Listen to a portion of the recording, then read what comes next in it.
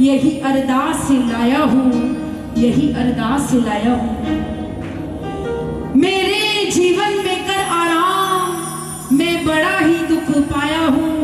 और पकड़ लो हाथ सावरिया, मैं दुनिया का बड़ा सताया हूँ, दुनिया का बड़ा सताया हूँ। भक्त बाबा के दरबार पे खड़ा है, उसकी आंखों से आंसू बह रहे हैं और वो मन ही मन सांवरे से बात कर रहा है। मेरे साथ सब मिलकर कहना इस भाव को। दुनिया का बड़ा सताया हूँ, तेरे दर पे हार के आया हूँ। कुछ भी नहीं पास है अरपन को, तो आंसू चढ़ाने आया हूँ। मेरी आंखों में ही पड़े निशान, मेरी आंखों में ही पड़े निशान। क्या मुख से कहना जरूरी है, यूं ही तो आंसू आए नहीं, मेरी कुछ तो शाम मजबूरी है। यूं ही तो आंसू आए नहीं। कहते जब भी रोना है ना, जब भी दुख हो तकलीफ हो, दुनिया के आगे कभी मत कहना, क्योंकि भैया आपको पता है मैंने पहले का दुनिया बड़ी दुर्गंगी है। आपके दुख को बड़े आनंद से सुनती है दुनिया, और उतने ही आनंद से आपके दुख को बाहर जाकर सुनाती भी है। आप किसी को कह के देखना कि देख बहन मेरे साथ ये तकलीफ है, तू पड़ोसन को मत बताइए। सबसे पहले ना उसने इतने पेट में दर्द होगा कि पड़ोसन के पास चले। सच्चाई बता रही हूँ, जो मैंने जीवन का एक्सपीरियंस लिया वो आपको बता रही हूँ। तो आए दुनिया के आगे कभी मत रोए, मांगना है इस दातार से मांगे जो आज यहाँ पर आया है। आए मिलकर बाबा के चरणों में सबने मिलकर मीठे मीठे भाव से कहना है।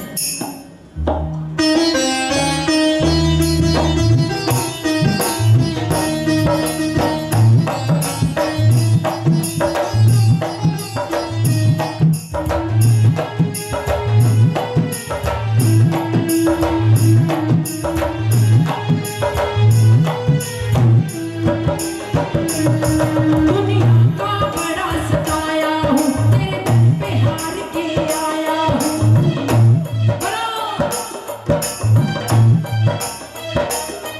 दुनिया का बड़ा सताया हूँ, तेरे दर पे हार के आया हूँ।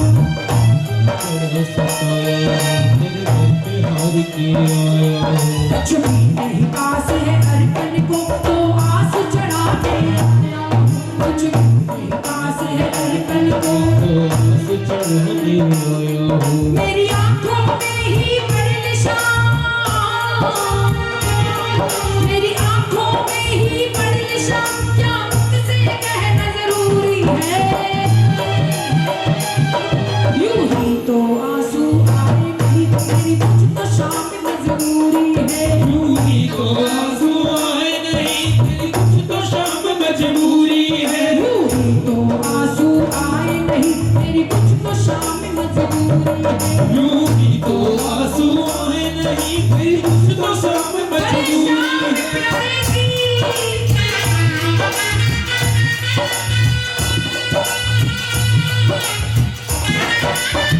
की बात आसमान से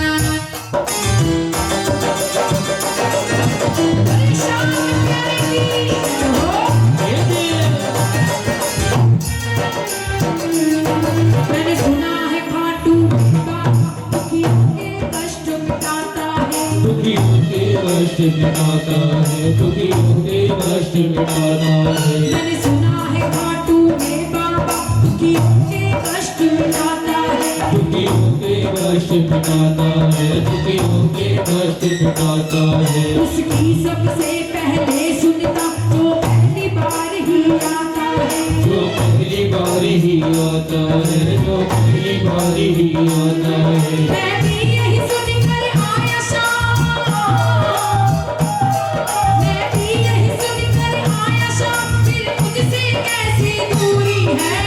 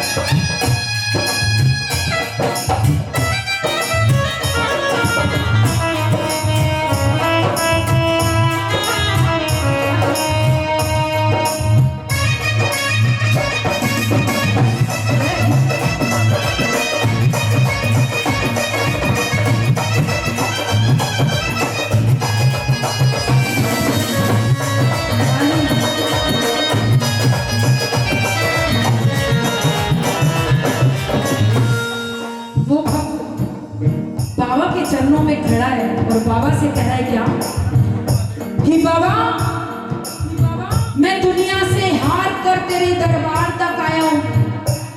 मुझे तेरी शान भक्त ने कहा कि एक बार उसके दरबार जा जहां बिगड़ी बनाई जाती है, जहां हारे हुए को गले लगाया जाता है। अगर तूने रोना ही है तो उसके दरबार जा। और वो बाबा के दरबार पहुंच गया। बाबा से कह रहे कि बाबा सुन, मैं ऐसे नहीं तेरे दरबार तक आया हूं, तेरे दरबार तक भी मुझे मेरा स्वार्थ लाया है। बाबा मुझे उस शाम भक्त ने कहा तू वहां जा जहां बिगड़ी बनाई जाती है, रोते हुए को हंसाया जाता है और हारे हुए को सीने से लगाया जाता है। और बाबा तेरे दरबार पे आने के लिए मैंने अपना इष्ट छोड़ा, और अगर अभी तूने मेरी बात नहीं बनाई बाबा तो ये दुनिया वाले मुझे ताना मारेंगे। बाबा ताना कि अपना इष्ट छोड़कर उसके दरबार गई, वहां भी तेरी बात नहीं बनी। तो वो भक्त बाबा के चरणों में खड़ा है और बाबा से अर्जी लगा रहा है क्या तुझे क्या बतलाऊं सांवरी मेरी लाचारी बुझलाई है।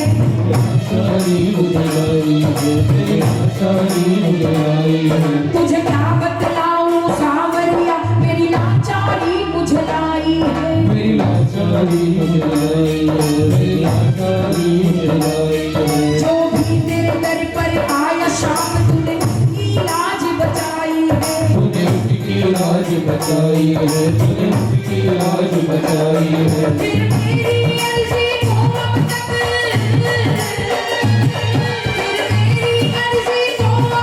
क्यों नहीं मिली मंजूरी है।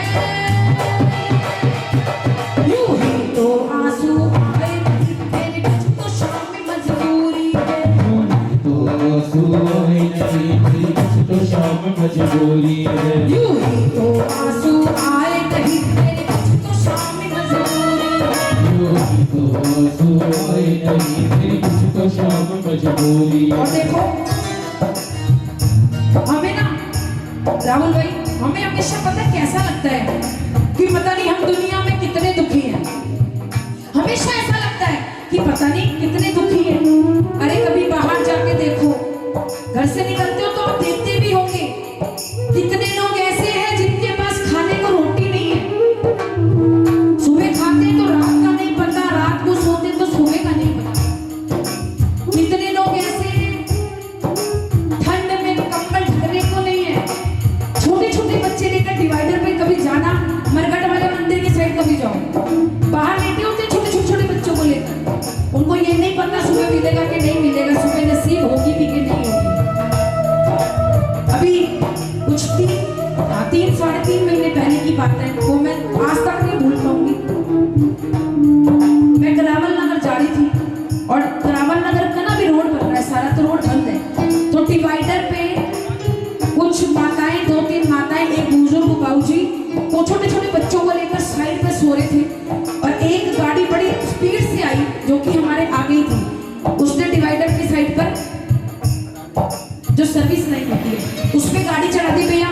उस बच्चे का आधा शरीर उसके पहिए के नीचे था। तो हमें तो शुक्रिया अदा करना चाहिए उस बाबा का कि बाबा ने हमें रहने के लिए घर दिया है, खाने को रोटी दी है, फिर भी हम दुनिया में खो रहे हैं। और इतना सुंदर भाव सुनना है। दुनिया में कितना गम है, दुनिया में कितना गम है, मेरा गम कितना गम है। दुनिया में कितना गम है, मेरा गम कितना गम है। ओ रोका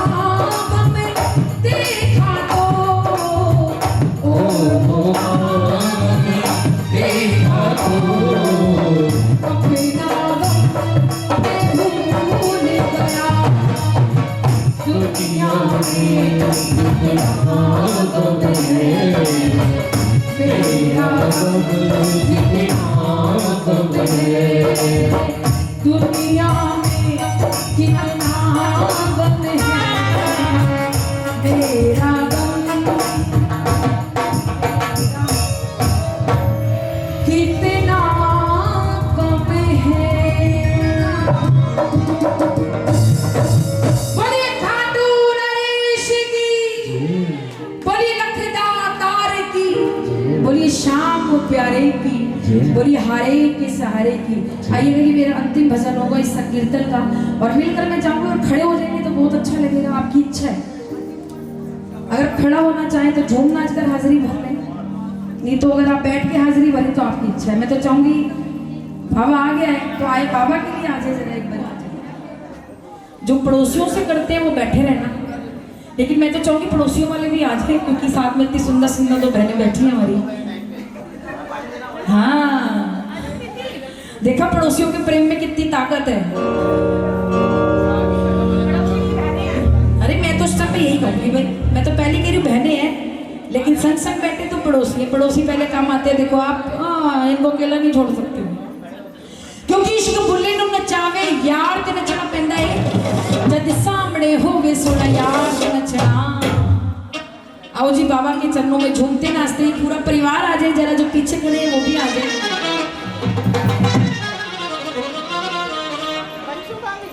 कोई पागल है धन दौलत का, कोई पागल बेटे नारी का, पर सच्चा पागल वो ही है जो पागल खाटू वाले का। और मैं तो शाम दीवानी, मुझे तो इन भजनों में कितना आनंद आता है सुनना। हाँ क्या बात है। आओ जी मिलकर झूमते नाचते खाटू की उन गलियों में, सबने चलना कहना है।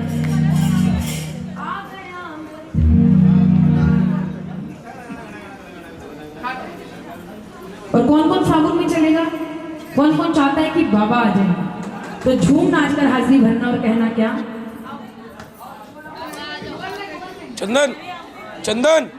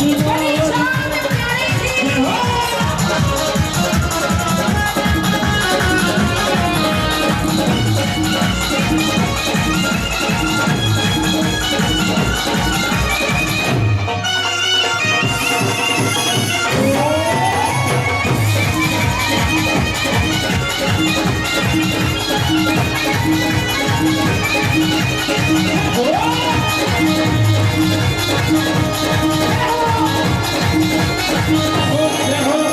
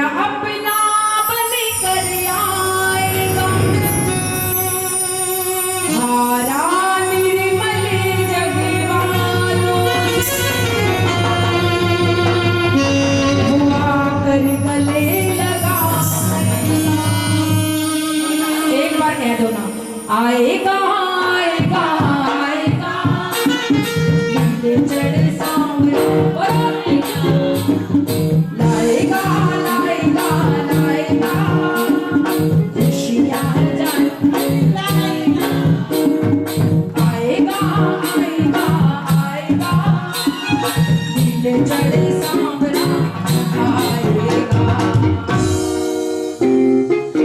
और मैं चाहूंगी, मैं करोड़ हमारी वीडियो बनाएंगे, सिर्फ इतना जानना चाहूंगी कि आज मैं इस संकीर्तन में आई हूँ जो कि हिमांशु और कमल एंड पार्टी के माध्यम से आज मैंने यहाँ भजनों को गाया है। तो सिर्फ एक कमेंट्स चाहूंगी कि आपको आज भजनों को सुनकर कैसा लगा। तो जरा जोर से बोलना, अच्छा जितना लगा उतनी तेज बोलना। सभी को कैसा लगा? अच्छा, जबरदस्ती तो नहीं कह रहे, दोबारा सुनना चाहोगे? तो चलो बाबू जी, एक छोटी सी रचना, झूमते नाचते वृंदावन उनकी गलियों में। तो सभी का दिल से थैंक यू, धन्यवाद।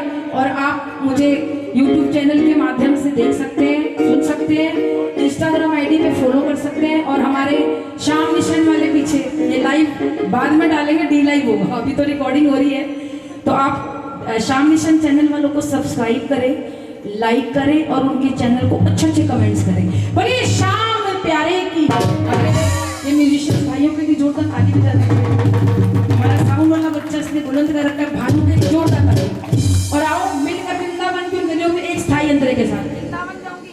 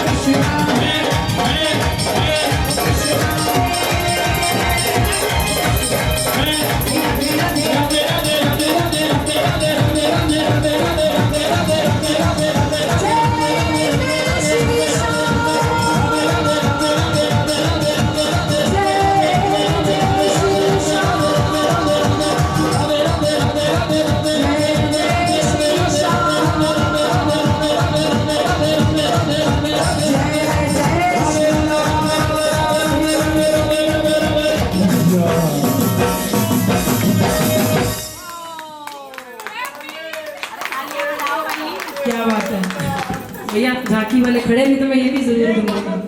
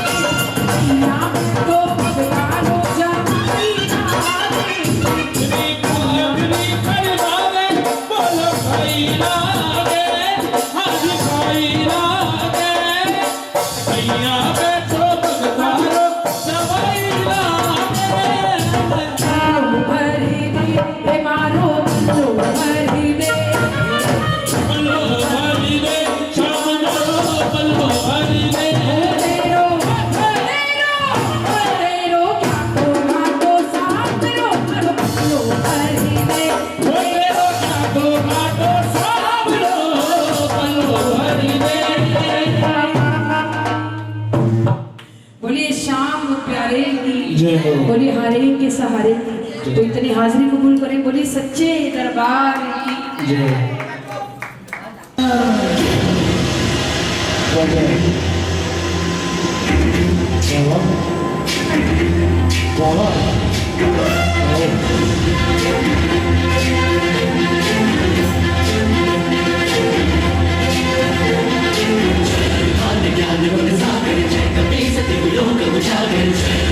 ज्ञान गुण सागर जय कपी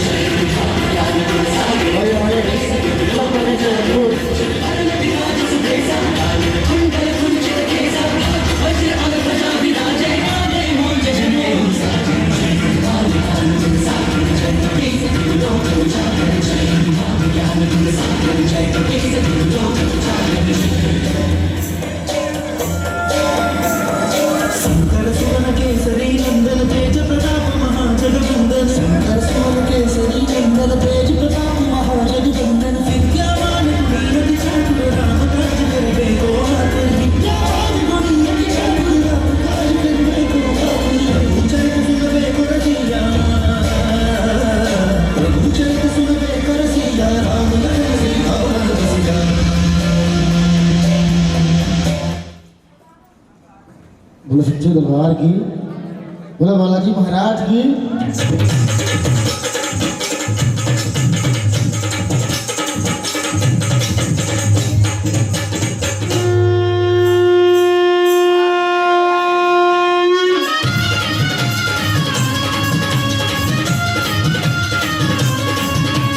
ढोल नगारा बाजे, अरे शंख घड़ियाल गूंजे। ढोल नगारा बाजे, शंख घड़ियाल गूंजे। मृदंग बाजे, बजे खड़ताल। ये राम के भजन में होके मगन देखो, राम के भजन में होके मगन देखो। घुंघरू बांध नाचे अंजलि गुलाल। तालियों के साथ ये बजाते रहे। ढोल नगारा बाजे, शंख घड़ियाल गूंजे। मृदंग बाजे, बजे खड़ताल। राम के भजन में होके मगन देखो, राम के भजन में होके मगन देखो। घुंघरू मोर नाचे अंजलि गुलाल। ताली दादा दिनक नाचे, ताली दादा दिनक नाचे अंजलि गुलाल।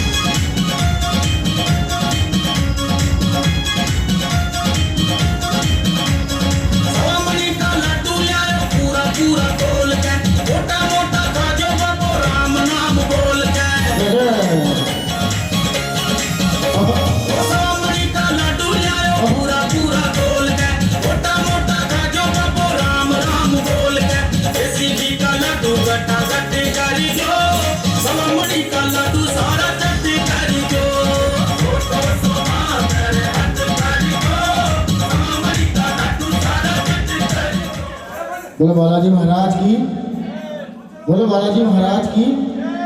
और आइए एक बार सभी अपने अपने स्थानों पे खड़े हो जाएं, जल्दी जल्दी आ जाएं, सभी आ जाए एक बार। और ये सभी आए, बालाजी महाराज के यहाँ चलेंगे पूरी मस्ती के साथ।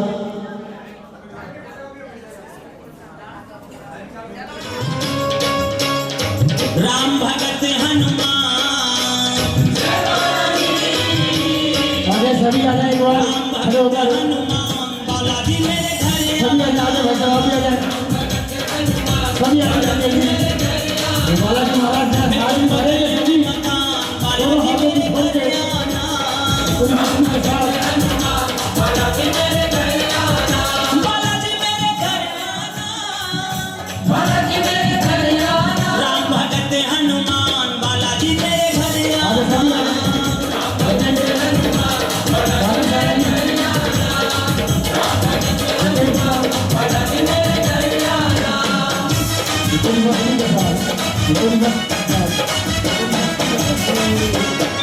सभी झूमते हुए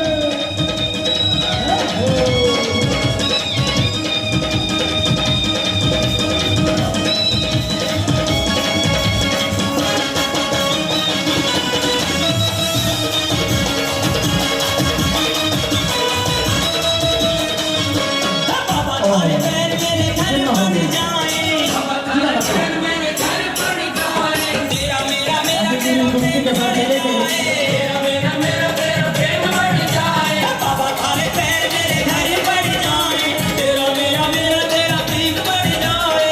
एक बारी मंगे मेहमान, एक बारी बनके मेहमान, बालाजी मेरे घर आना, बालाजी मेरे घर आना, बालाजी मेरे घर आना।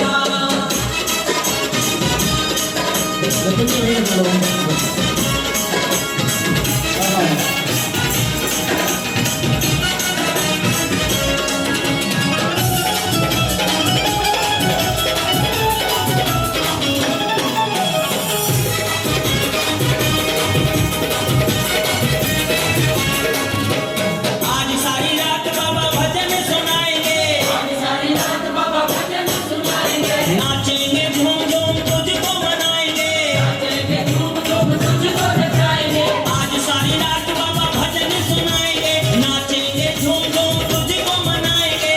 रख लो गरीबों का विमान, रख लो गरीबों का विमान, बालाजी मेरे घर आना, राम भगत हनुमान, बालाजी मेरे घर आना, राम भगत हनुमान। तो सच्चे दरबार की कोई कहीं ना जाए, पूरी मस्ती के साथ चलेंगे। खड़े कराओ, बोलो जय श्री राम, जय श्री राम। अबे आराम से कर, नहीं और ये जोर वाले की ताली बजाएं, जिस किसी को भी झांकी में आनंद आया। बोलो बालाजी महाराज की, बोलो बालाजी महाराज की, बोलो वानर सेना की। और ये आगे कार्यक्रम हमारे बड़े भैया हिमांशु जी संभालेंगे। आइएगा, 10 से 15 मिनट का समय, आप सभी चाय पानी ले लीजिए। कहते जैसा खाते अन्न वैसा हो जाता है मन, और जिस संगत में रहते वैसी रंगत आ जाती है। एक कन्या जब जन्म हुआ तो जन्म के बाद शुरू से अपने पिता की संगति में रही। पिताजी जात के भी ब्राह्मण थे और कर्म के भी ब्राह्मण थे। घर में पूजा पाठ किया करते थे, घर घर जा कर के भगवान के नाम के भजन हवन कथाएं इत्यादि किया करते थे। बड़ी कन्या अक्सर साथ जाया करती थी। माइक बंद हो गया वैसे। हरे हरे। बड़ी कन्या अक्सर साथ जाया करती थी, और जब वो साथ जाती थी, बड़ी कन्या अक्सर साथ जाया करती थी, और पिताजी को देखते देखते वो भी भजन पूजन हवन इत्यादि सीख गई। कुछ समय बाद एक और कन्या का जन्म हुआ। जन्म होने के बाद उसकी नक्षत्र और घड़ी ऐसी थी कि उसका पूजा पाठ में बिल्कुल मन नहीं लगता था। संसारिक मोहमाया में रही, संसार के लोगों में रही, और उन लोगों में रही जो संसार में खुद रहने लायक नहीं है। बोले सच्चे दरबार की। एक व्यक्ति होता है जो संसार में रह के संसार का भला करे और हर किसी का अच्छा सोचे। एक होता है संसार में रह करके संसार का ही बुरा करे, राक्षस प्रवृत्ति, जो मांस का भक्षण करते हैं, जो छल कपट करते हैं, दूसरे के साथ गलत करने की सोचते हैं। माँ भगवती की कृपा से, ठाकुर जी की कृपा से ब्राह्मण एकादशी के व्रत किया करते थे। समय बीतता गया, ब्राह्मण की चौथी अवस्था आ गई, जिसको कहते हैं वृद्धावस्था।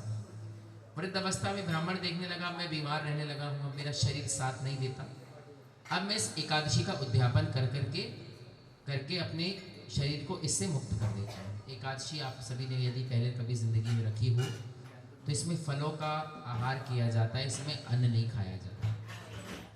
ब्राह्मण ने सोचा कि अपने घर में इस आने वाली एकादशी का उद्यापन करके ब्राह्मणों को जिमा करके हवन इत्यादि करके एकादशी का उद्यापन कर दूंगा और मैं इस बंधन से मुक्त हो जाऊंगा। एकादशी का जो मैंने वचन उठाया था वो पूरा हो जाएगा। ब्राह्मण ने अपनी कन्या से कहा कि नंदा तू बड़ी भजन किया करती है, भक्ति करती है, तो अपने हाथ से प्रसाद बना, क्योंकि भक्त के हाथ से बना हुआ प्रसाद प्रभु बड़ी प्रसन्नता से प्राप्त करते हैं, स्वीकार करते हैं। सुनंदा को कहा कि सुनंदा को कह देना जाकर के पूजन की सामग्री ले आए, भले वो पूजा में ना बैठे पर हमारे घर का खून है, हमारे घर का बच्चा है, घर में किसी प्रकार का अन्न ना खा के आए, क्योंकि अगर उसने अन्न खाया तो हमारा पूरा उद्यापन भंग हो जाएगा। सुनंदा को पूजन की सामग्री के लिए भेजा। जब पूजन की सामग्री लेने गई तो आते हुए मछली के पकोड़े तलते हुए देखा और उन मछली के पकोड़े को खा आई। मछली के मांस को जब खाया तो खा करके जब घर आई तो उसके मुंह से नंदा ने देखा कि दुर्गंध आ रही है। जैसी पूजन की सामग्री ली उससे कहने लगी कि सुनंदा तेरे मुंह से दुर्गंध कैसी आ रही है। तब छोटी बहन ने बताया कि बहन मुझे माफ करना, रास्ते में मुझे मीट मांस की दुकान दिख गई, वहाँ मछली के पकोड़े तल रहे थे, मैंने सोचा अन्न तो है नहीं, मांस तो खा ही सकती हूँ, पर कहते मूर्खों को क्या समझाना। ऐसा कह करके उसने जवाब दे दिया कि मैंने मांस का भक्षण कर लिया। नंदा ने श्राप दिया, लक्ष्मी तूने बड़ा नीचों वाला काम किया, जा मुझे श्राप देती हूँ तो अगले जन्म में ऐसे ही कीड़े मकोड़े खा करके जीवन यापन करना। बोले सच्चे दरबार की। माँ भगवती की ऐसी कृपा हुई कि जिस समय नंदा ने श्राप दिया उस समय उसकी जुबान पे सरस्वती बैठी थी, उसके मुंह की निकली बात सत्य हो गई। जैसे अगला जन्म हुआ, अगले जन्म में सुनंदा को छिपकली का रूप मिला। अब जब छिपकली का रूप मिला तो ये रूप भी कहाँ पर मिला? गुरु गोरखनाथ जी के आश्रम में। गुरु गोरखनाथ जी एक बहुत बड़े गुरु रहे अपने समय, उनके आश्रम में उसको छिपकली का जन्म मिला।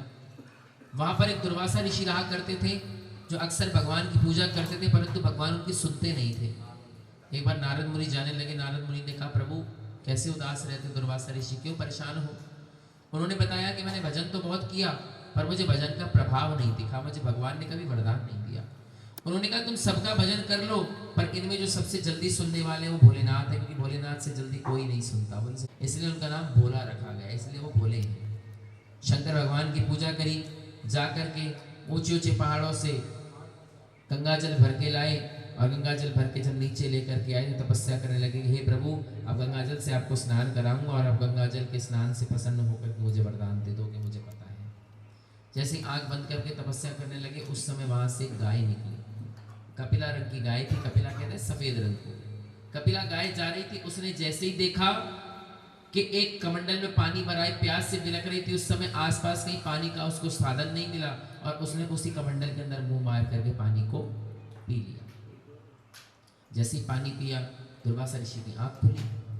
आंख खुलती उन्होंने देखा कि इस कमंडल को मैं कितनी मेहनतों से ऊंचे ऊंचे पहाड़ों पर कैसे कैसे कील कांटों में कैसे कैसे कष्ट पा करके लेकर के आया और इस गाय ने, इस मूर्ख जानवर ने इसको पी करके सारा दूषित कर दिया। उनके हाथ में एक चिमटा था जिसको बजा करके अलग निरंजन करते घूमते थे, उसी चिमटे से गाय को मार मार के लहूलुहान कर दिया। जैसे उस गाय को मारा, गुरु गोरखनाथ जी ने इस दृश्य को देखा, श्राप दे दिया कि दुर्वासा ऋषि तुम संत कहलाने लायक नहीं हो, क्योंकि संत का स्वभाव तो बड़ा सरल होता है। संत तो अच्छे को भी आशीर्वाद देता है और बुरे को भी आशीर्वाद देता है, और तुमने तो गाय जैसे, गौ माता जैसे एक जीव को मार मार कर कैसे घायल कर दिया। तुमने बल्कि गाय को नहीं मारा, तुमने 33 कोटि देवी देवताओं को मारा है, क्योंकि हमारे हिंदू धर्म में, सनातन धर्म में गाय के अंदर 33 कोटि देवी देवताओं का वास होता है। जाओ हम तुम्हें श्राप देते हैं, किसी भी स्थान पर तुम्हारी पूजा नहीं होगी और आज के बाद तुम्हें हम अपने आश्रम में भी नहीं रखेंगे। जैसे दुर्वासा ऋषि को निकाला, कुछ दिन बीते और बहुत बड़ा यज्ञ रखा गया गुरु गोरखनाथ जी के आश्रम में। सबको बुलाया पर दुर्वासा ऋषि को नहीं बुलाया। बोले सच्चे दरबार की। जब दुर्वासा ऋषि को नहीं बुलाया तो वहां पर एक ऋषि मुनि जा रहे थे सज धज करके, अपना झोला टांग करके, उनसे दुर्वासा ऋषि ने पूछा, भाई कहाँ जाते हो? तुम्हारे जैसे कई ऋषि मुनि यहाँ से आश्रम की ओर जा रहे थे, क्या है आज गुरु गोरखनाथ जी के आश्रम में? उन्होंने बताया कि आपको बुलाया नहीं। कहने लगे नहीं, अरे आज तो बहुत बड़ा यज्ञ है, दुनिया देश भर के देवी देवता संत महात्मा सब आएंगे। दुर्वासा ऋषि समझ गए कि मैंने जो अपनी करनी की थी उसके कारण मुझे बुलाया नहीं है। मन के अंदर विचार आया कि मैंने जो कर्म किया बहुत बुरा किया, परंतु अब जब सबको पता चलेगा कि मैं नहीं आया तो ये भी पता चलेगा मैं क्यों नहीं आया और मेरी बदनामी होगी। क्यों ना मैं कोई ऐसा काम करूं जिससे गुरु गोरखनाथ जी भी बदनाम हो जाए। बोले सच्चे दरबार की उनका भी नाम खराब हो जाए। कहते हैं मारने वाले से बड़ा बचाने वाले का हाथ होता है। दुर्वासा ऋषि ने एक गिद्ध का रूप धारण किया, समुद्र में से एक मरे सांप को उठाया और जो प्रसाद के लिए खीर बन रही थी गुरु गोरखनाथ जी के आश्रम के रसोई घर में, वहां पर उस सांप को गिर करके उड़ गए। उस गिरते हुए सांप को उस छिपकली ने देख लिया जो पिछले जन्म में कौन थी? सच्चे दरबार की ध्यान दो। कथा देखो यही मेन है। अब तक जो हुआ ये तो बस एक साधन थे कि आप सभी जगह रहो, भूलो मत, ये कथा ही मेन है। बुरा मत मानना, दीदी ने भी बताया था कि जो आए थे रिश्तेदारी निभाने वो आए और चले गए, जिनको इनका हुक्म था वो अभी तक रुके रहे। हाँ बोले सच्चे दरबार की सुनंदा, सुनंदा वो अगले जन्म में क्या बनी? छिपकली। क्या बात है। अभी मुझे लगा आदि में से कोई बोलेगी श्रीदेवी। एक बार हम ऐसे हरियाणा के लोगों में जागरण करने गए, अब वहाँ सब लोग आंखों से झपकी ले रहे, मुझे भी झपकी आने लगी। मैंने देखा सब सो रहे हैं, इनमें एक बूढ़ी माता जी बैठी, वो बड़े ध्यान से यूं करके देखे मुझे। मैंने कहा यही सबसे तेज है, यही सुन रही है। अब जब मैंने उनसे पूछा माता जी मैं कहाँ हूँ? बेटा तेरा तो पता नहीं, मैं तो यही हूँ। मैं कहा माता जी कथा में कहाँ हूँ? कथा वथा मुझे नहीं पता, आनंद आ रहा है बोलता है। तो कहने का मतलब कथा में हो तो कथा को सुनो। कहाँ थे हम? बोले सच्चे दरबार की। तो छिपकली ने सारा दृश्य देखा। हाँ, छिपकली ने सारा दृश्य देखा। जब इस दृश्य को देखा तो देख करके उसके मन में विचार आया कि हे माँ, अगर इस विषैली खीर को किसी ने खा लिया तो वो मर जाएगा और मरने के बाद गुरु गोरखनाथ जी के सिर पर हत्या का पाप लग जाएगा कि इन्होंने अपने आश्रम में बुलाया और इनके आश्रम में जिसने भी भोग खाया सब मर गए। छिपकली ने सोचा कि हे माँ, हो सके तो मुझे जुबान दे दे, मैं अपनी जुबान से बोल सकूं कि इस खीर को प्रसाद के लिए मत भेजो, इसके अंदर मरा हुआ सांप है। पर माता रानी ने नहीं सुनी। उसने कहा हे माँ, हो सके तो मुझे हाथ पैर ही दे दो, मैं इशारे से ही बता सकूं। परंतु माता रानी ने नहीं सुनी। अंत में कहने लगी हे माँ, हो सके तो मुझे दर्द सहने की शक्ति दे दो। जैसे प्रसाद लेने आए उस गर्म खौलती खीर में छिपकली ही जागी। जैसे छिपकली गिरी, गुरु गोरखनाथ जी को बताया महाराज ऐसे ऐसे मुनि जी खीर के अंदर मरी छिपकली गिर गई है, और उस कुलक्षणी ने सारी खीर दुशैली कर दी। गुरु गोरखनाथ जी ने श्राप दिया, तूने बड़ा नीच कर्म किया, जा तेरा अगला जन्म नीच घराने में हो। बोले सच्चे दरबार की। अब गड्ढा खोद के खीर दबाई गई, क्योंकि फेंक सकते नहीं, खिला सकते नहीं। धरती में दबा दिया। जब धरती में पतीला पलटा, बड़ा सा भगोना पलटा, तो उसमें से बड़ा सांप भी नजर आया। सबको बड़ा दुख हुआ कि हाय, हमें तो लगा था छिपकली की वजह से खराब हुई है, परंतु इस सांप की वजह से खराब हो गई खीर, और छिपकली ने सारा दोष अपने सिर ले गया। हे माँ भगवती, तुम इसकी अगले जन्म में लाज रखना। अगले जन्म में राजा स्पर्श के यहाँ 2 कन्याओं का जन्म हुआ। पहली का जन्म हुआ, उसका नाम हुआ तारा, और दूसरी का नाम हुआ रुक्मण। अब क्यों हुआ उसका नाम तारा? जब उसका जन्म हुआ तो ब्राह्मण को जब कुंडली दिखाई, आप सबके घर में भी जब बच्चों का जन्म होता है तो आप भी कुंडली दिखाते होंगे ब्राह्मण देवता को। उन्होंने देखी, बताया कि इसकी जन्म कुंडली में ऐसा सुंदर योग है जिस योग से आपके घराने में दिन दुगनी रात चौगनी तरक्की हो जाएगी, और ध्रुव तारे की तरह तुम्हारे नाम को चमकाएगी। इसका नाम तारा रानी रख दो, ये तारा रानी कहलाएगी। बोली सच्चे दरबार की। दूसरी कन्या का जब जन्म हुआ तो ब्राह्मण थोड़ा चुप पड़ गए। उन्होंने सोचा क्या हुआ। राजा बोला, बोलिए ब्राह्मण देवता। कहने लगे बोलू डांटोगे तो नहीं? कहने लगे नहीं राजा, आपकी जो दूसरी कन्या है आपके कुल में ऐसी जन्म लेके बैठी है कि यदि ये कन्या आपके घर में रही तो ऐसा कलंक लगवाएगी जो 7 पीढ़ियों तक भी मिटाए नहीं मिटेगा। ब्राह्मण ने जैसे ये बात कही, राजा ने तलवार निकाली और उस कन्या को मारने के लिए भागा। ब्राह्मण ने हाथ आगे कर दिया, नहीं राजन, एक कन्या की हत्या का पाप और एक गौ हत्या का पाप तो ये भगवती भी माफ नहीं करती।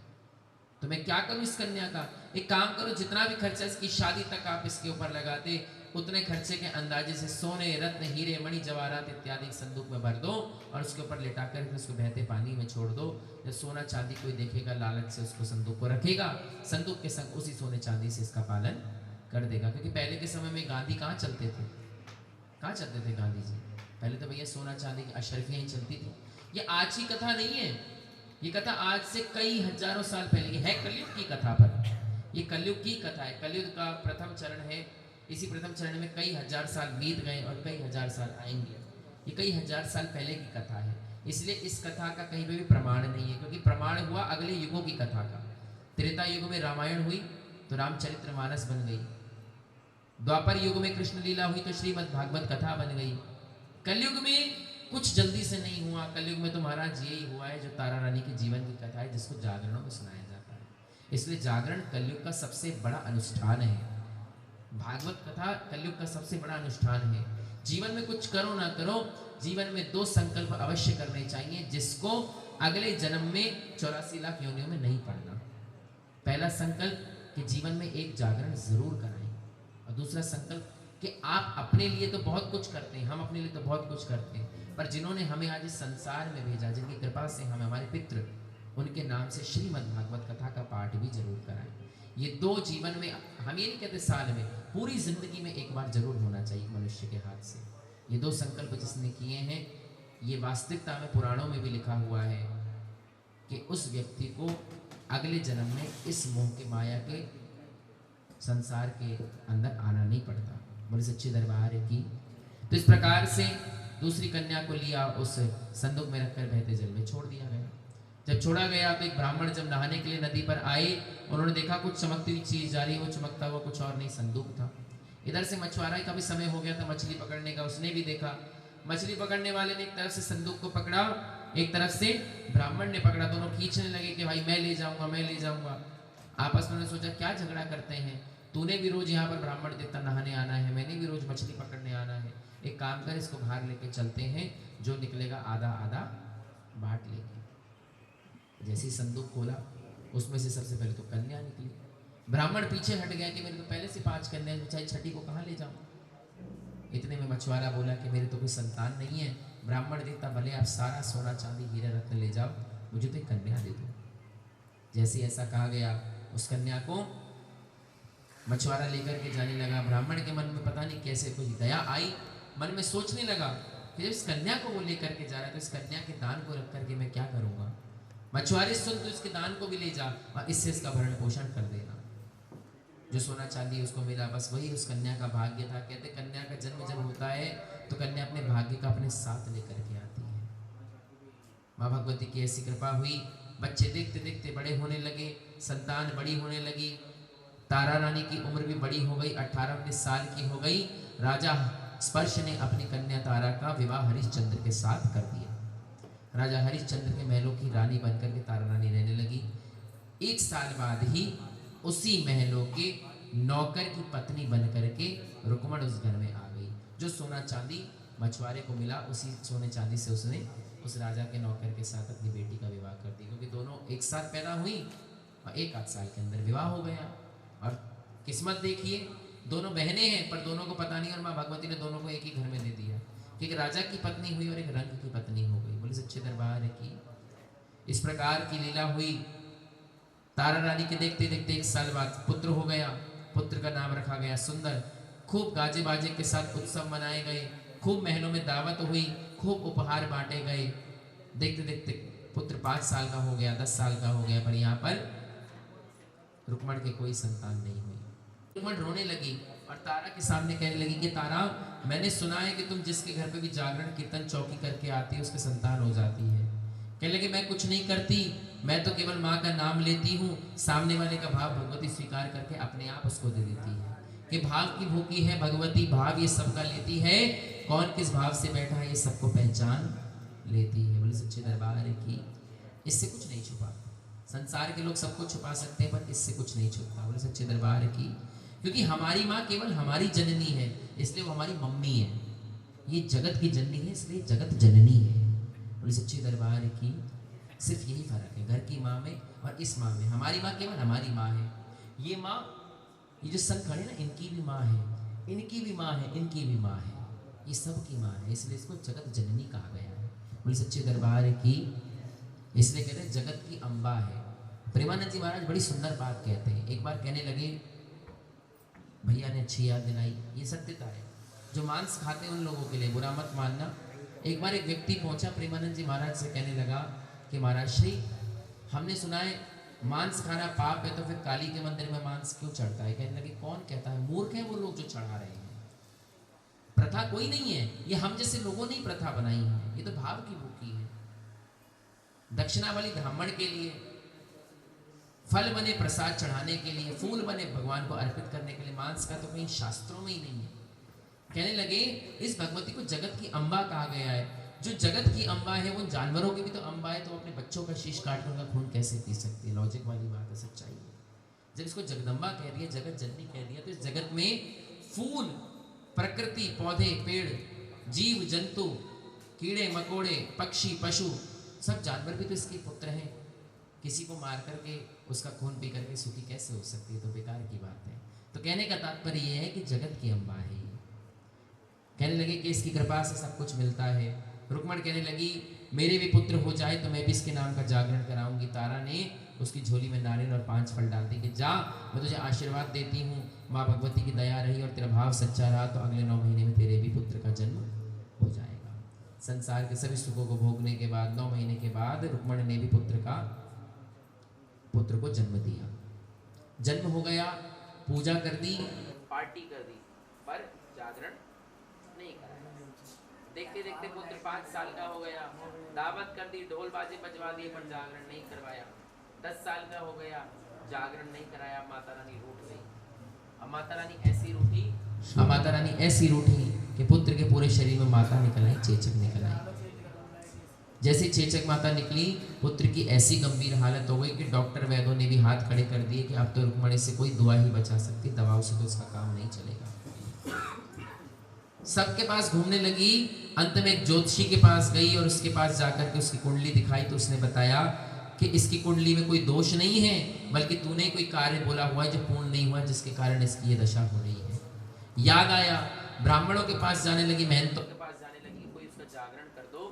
और सभी ने हाथ खड़े कर दिए कि तू नीच घराने के नीचों के हम जागरण नहीं करते, भीलों के हम जागरण नहीं करते। जब ऐसा बोला तो एक बूढ़े ब्राह्मण को दया आ गई कि बेटी तू चिंता मत कर, इस जागरण पंथ की मुखिया तारा रानी है। कौन है? तो तारा रानी के घर जा और तारा रानी से गुहार कर, तारा रानी तेरा जागरण जरूर कर देगी। तारा के पास जब पहुंचे तो तारा रानी ने जागरण के लिए हाँ कर दी कि मैं तेरा जागरण करने आऊंगी, क्योंकि मैंने ही तेरी झोली भरी थी, मुझे याद है। इस प्रकार से जैसे हमने पीले चावल, देखिए पहले के समय पीले चावल से ही न्योता जाता था, आज भी पीली चिट्ठी जाती है, शादी से पहले पीले चावल ही भेजे जाते हैं।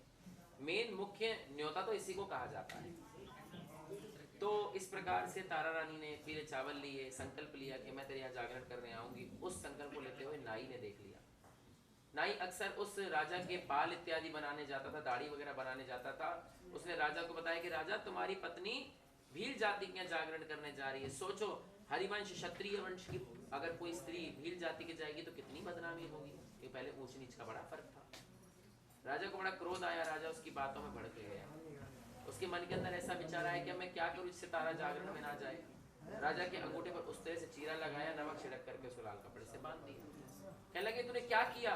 कहने लगे अब तुम्हें नींद नहीं आएगी, जलन होगी तो, और जब नींद नहीं आएगी तो तुम्हारे डर से जागरण करने तारा नहीं जाएगी। क्योंकि कोई भी पत्नी कितनी भी हंसी करे, मजाक करे, पर अपनी पति की इजाजत के बिना कोई काम नहीं करती। बोले सच्चे दरबार, ये सत्यता है। अब राजा हरिश्चंद्र को नींद ना आए और तारा रानी सोच रही कि ये सोए तो मैं जागरण करने जाऊं। अब राजा इधर करवट पलटे, उधर करवट पलटे, पर राजा को नींद ना आए। अब देखते देखते तारा जो है वो सोच ले कि हे माँ, अगर आज इसको नींद नहीं आई तो मेरी नहीं तेरी लाज जाएगी, क्योंकि मैं तो तेरे नाम का संकल्प ले रखा है। माँ भगवती ने जैसी तारा की इस गुहार को सुना, निद्रा महारानी ने महलों में प्रवेश कर लिया। महल के सारे सिपाही सो गए, सब लोग सो गए, राजा भी सो गया। तारा रानी समझ गई कि माँ भगवती की कृपा हुई है। तारा ने सोचा कि दरवाजे से जाऊंगी तो सब जाग जाएंगे। खिड़की के एक कुंडे से अपनी साड़ी का पल्लू बांधा और दूसरा साड़ी का पल्लू का छोर जमीन में डाला। पहली मंजिल पर उसका शयन कक्ष था, वहां से साड़ी से चुपचाप उतर करके गई। जब जाने लगी तो हड़बड़ाहट में पैर की पायल गिर गई, हाथ का कंगन गिर गया।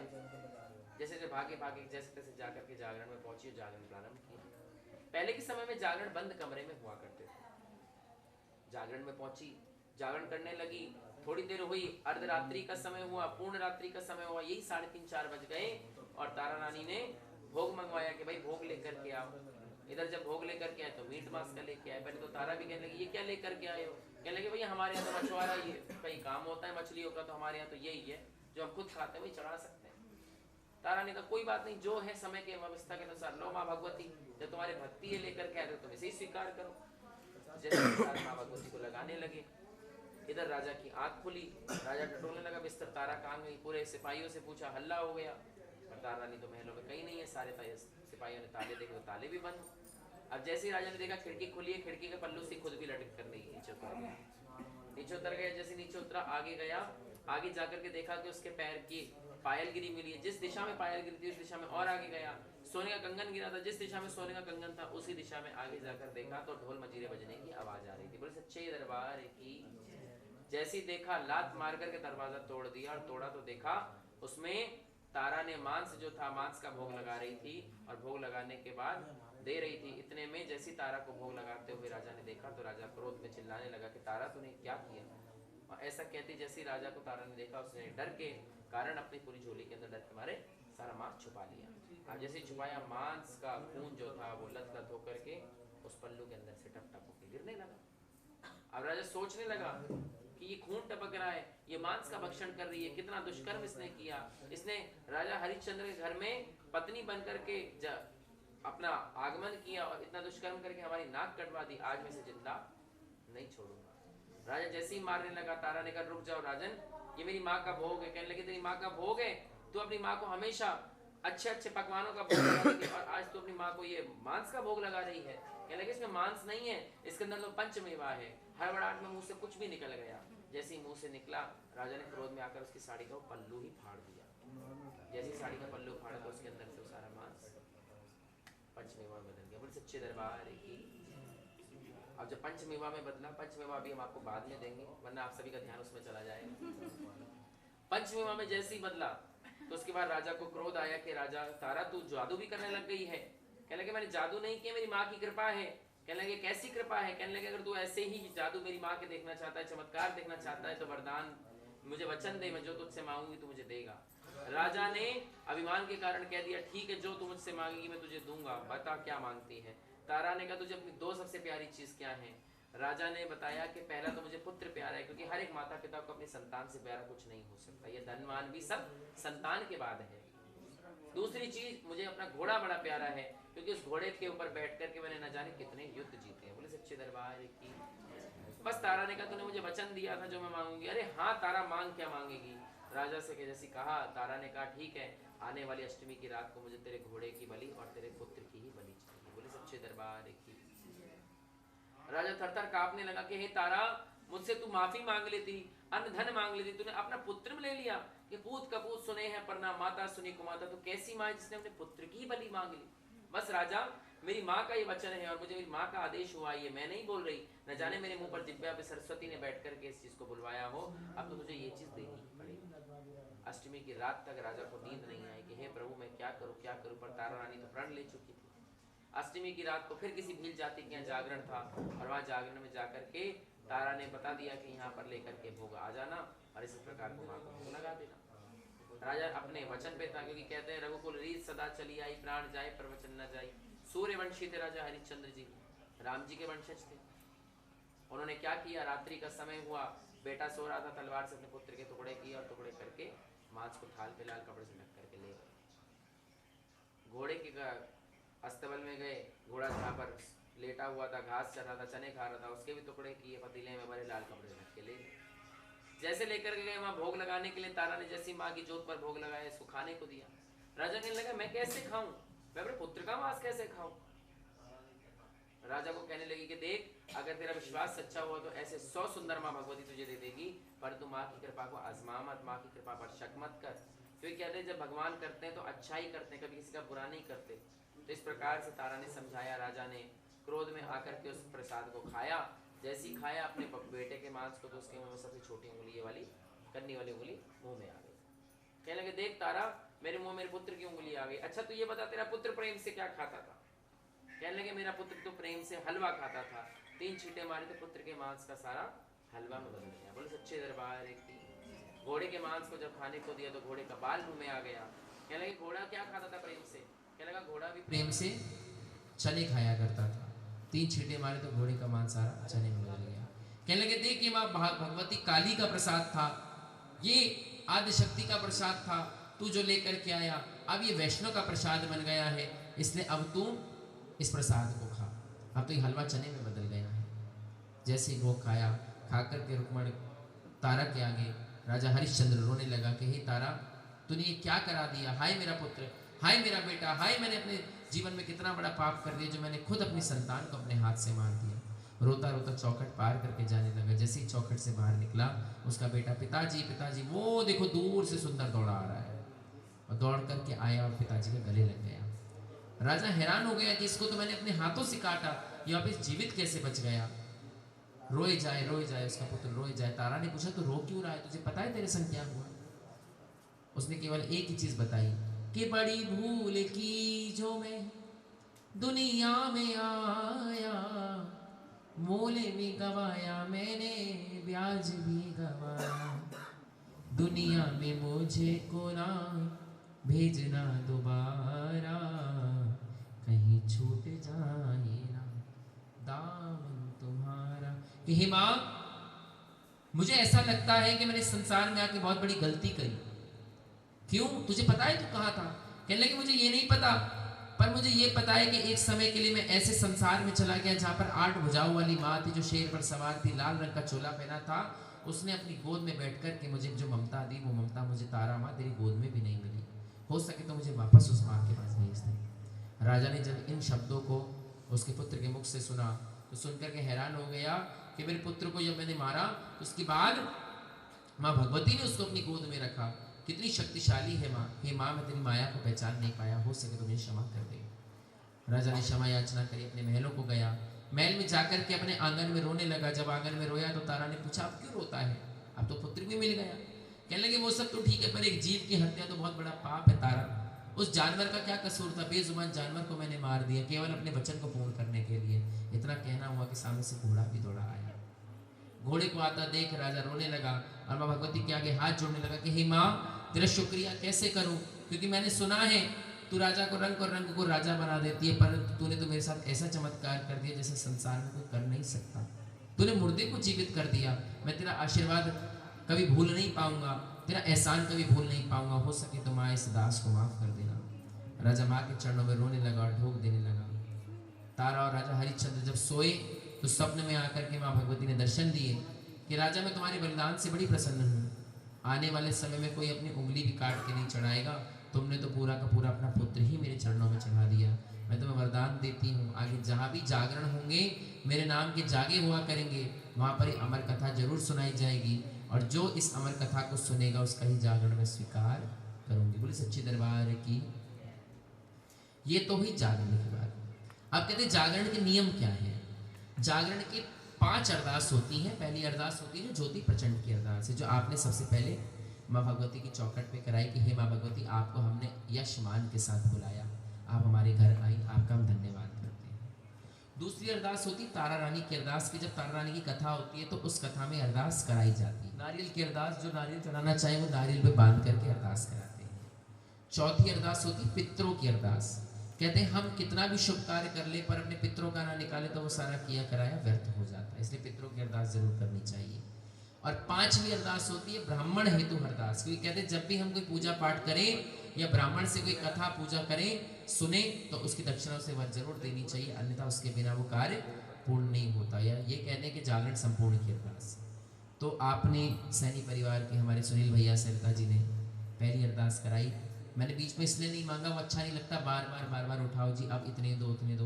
अब आप एंड में 4 अरदास से कोई भी अपनी श्रद्धा से करा सकते हैं।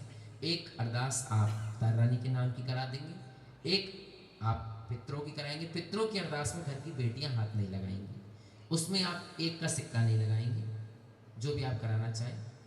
तीसरी अरदास नारियल में जो आपने बांध ही दी थी, और चौथी अरदास जो जागरण की संपूर्ण अरदास 5वीं जो ये रहती है। ठीक है जी, आप ये 4 अरदास करवा दीजिए और उसके बाद में जो भी भक्त पितरों की अरदास कराना चाहें, क्योंकि मैं कहूँगा आपकी अरदास कराओ ना कराओ, पर पितरों की अरदास जरूर कराना, क्योंकि अपने पितरों के नाम का सबको निकालना चाहिए। बस घर की जो बेटियां हो वो मत कराना, बाकी सब करा सकते हो। आप एक बार सुनील जी भाभी जी से अरदास लेकर के करा सकते हैं। तांबे के लोटे में भैया वो रखा और उसमें चांदी का सिक्का डाल देना।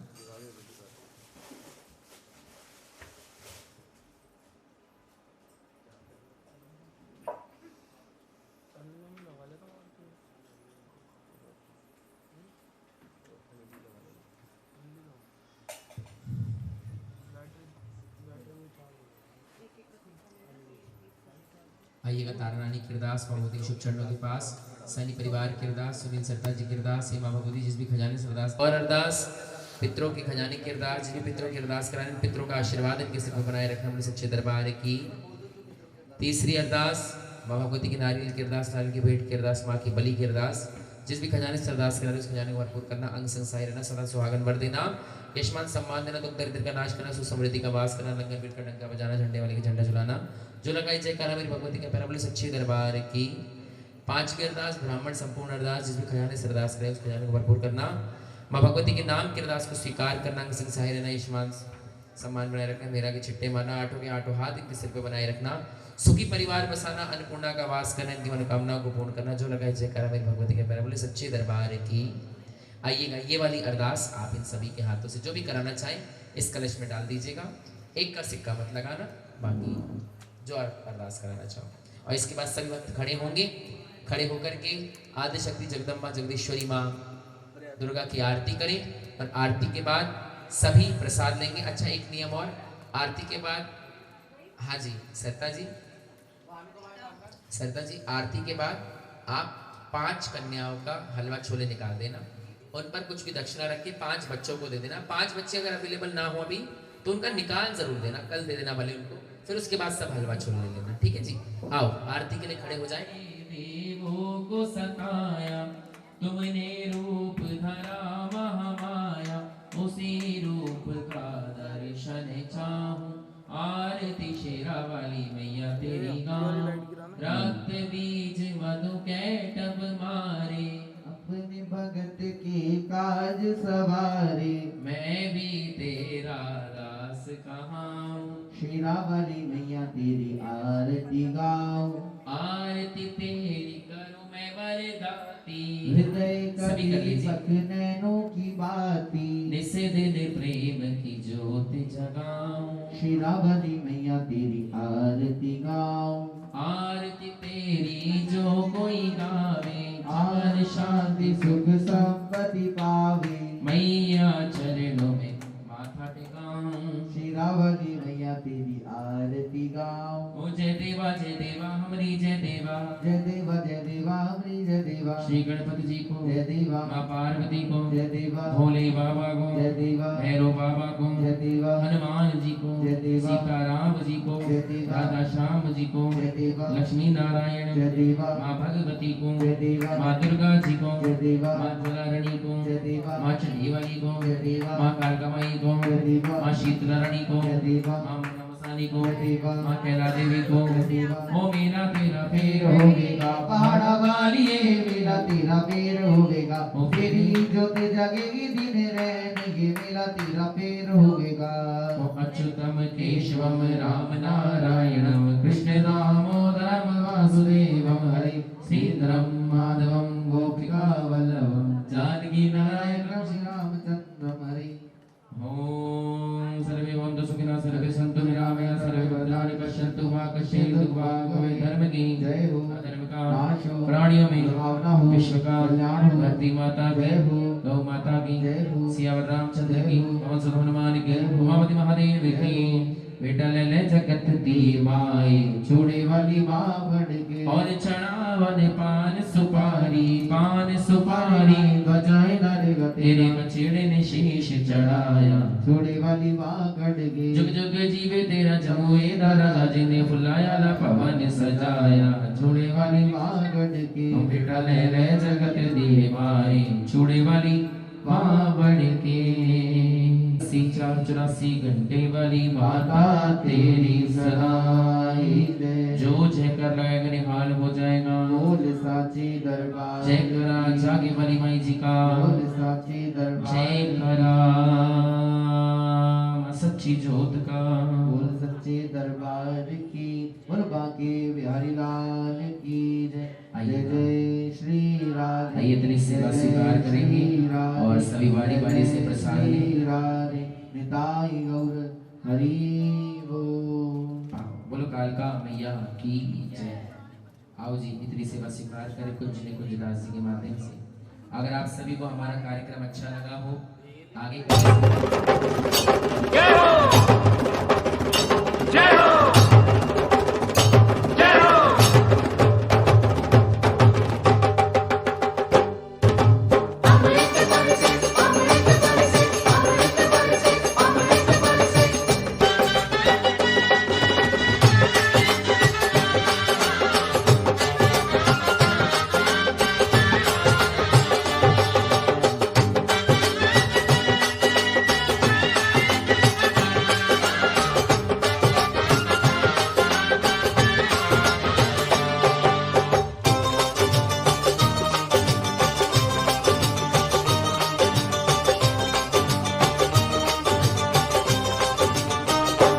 अमृत बरसे बरसे जी माता रानी के द्वार। अमृत बरसे बरसे जी माता रानी के द्वार।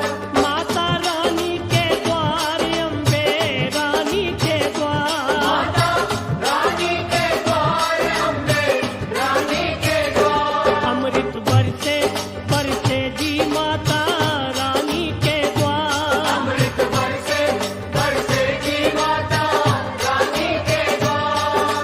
भाई दे भवन के अमृत बरसे भाई दे भवन के अमृत बरसे भाई दे भवन के अमृत बरसे भाई दे भवन के अमृत बरसे। नहीं जाना नहीं जाना दरबार से खाली नहीं जाना।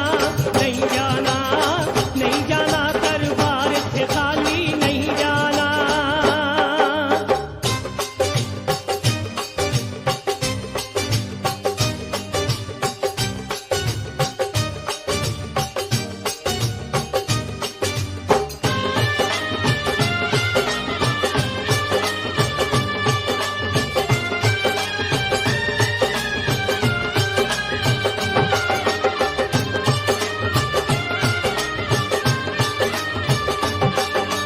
इस अमृत में भक्त ध्यानु होके मस्त नहाया। अंतर मन के खुल गए द्वारे निर्मल हो गई काया। माँ की धुन में खोकर उसने दुनिया को बिसराया।